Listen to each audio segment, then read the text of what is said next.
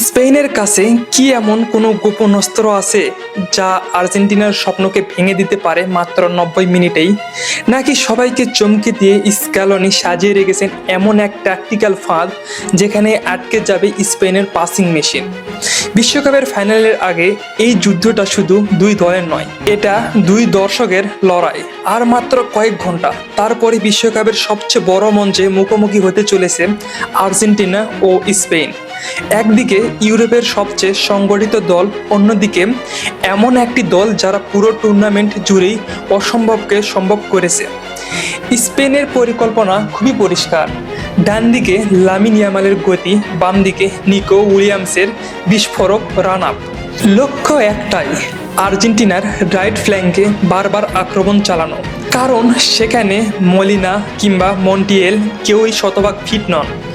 কিন্তু সবাই যখন ভাবছে স্পেন সহজেই ওই দিক দিয়ে ম্যাচ নিয়ন্ত্রণ করবে, ঠিক তখনই স্ক্যালোনি হয়তো তৈরি করে রেখেছেন অন্য এক মাস্টার প্ল্যান।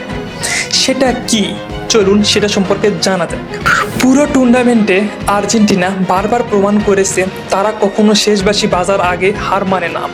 সেমিফাইনালে ইংল্যান্ডের বিপক্ষে 84 মিনিট পর্যন্ত পিছিয়ে থেকেও কয়েক মিনিটের ব্যবধানে ম্যাচ ঘুরিয়ে দেওয়া, মিশরের বিপক্ষে 2 গোলে পিছিয়ে থেকেও প্রত্যাবর্তন, কিংবা সুইজারল্যান্ডের বিপক্ষে অতিরিক্ত সময়ে জয়, এসব শুধু ফল নয়, মানসিক শক্তিরও প্রমাণ করে।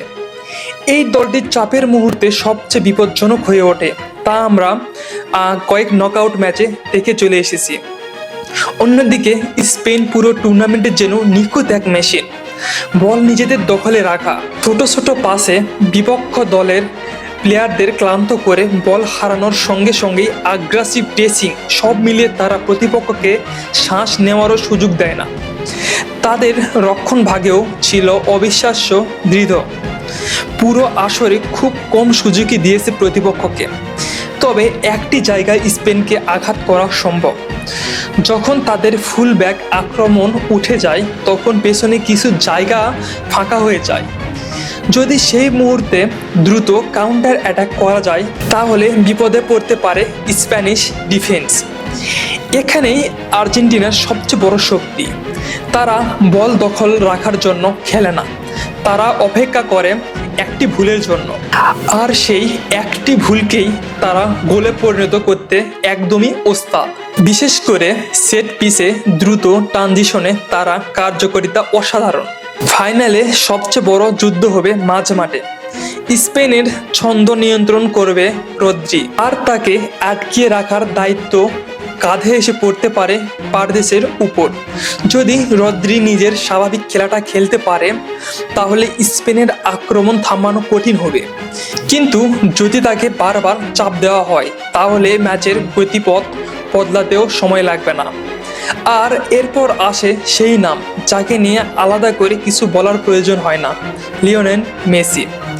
বয়স হয়তো বেড়েছে, কিন্তু বড় ম্যাচের সিদ্ধান্ত নেওয়া ক্ষমতা এখনও তার আগের মতনই ভয়ঙ্কর, বলতে গেলে এখন আগের তুলনায় বেশি ভয়ঙ্কর। ম্যাচ যত শেষের দিকে যাবে ডিফেন্ডারদের ক্লান্তি ততই বাড়বে, ঠিক ততই বিপজ্জনক হয়ে উঠতে পারেন তিনি।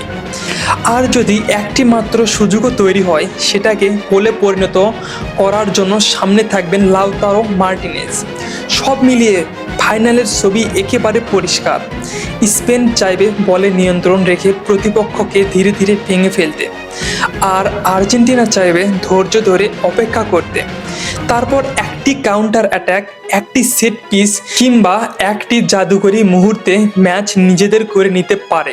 তাহলে প্রশ্ন হলো, তরুণ স্পেন কি তাদের গতি আর পাসিং দিয়ে আর্জেন্টিনার অভিজ্ঞতাকে হারিয়ে দিতে পারবে, নাকি আবারও শেষ হাসি হাসবে স্ক্যালোনির দল আর ফুটবল বিশ্ব দেখবে আরেকটি অবিশ্বাস্য প্রত্যাবর্তন?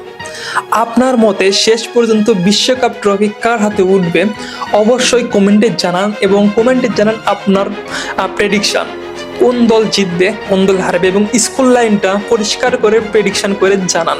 তো সবাইকে ধন্যবাদ। আজকের ভিডিও এই পর্যন্ত, দেখা হচ্ছে পরবর্তী কোনো নেক্সট ভিডিওতে। আল্লাহ হাফিজ।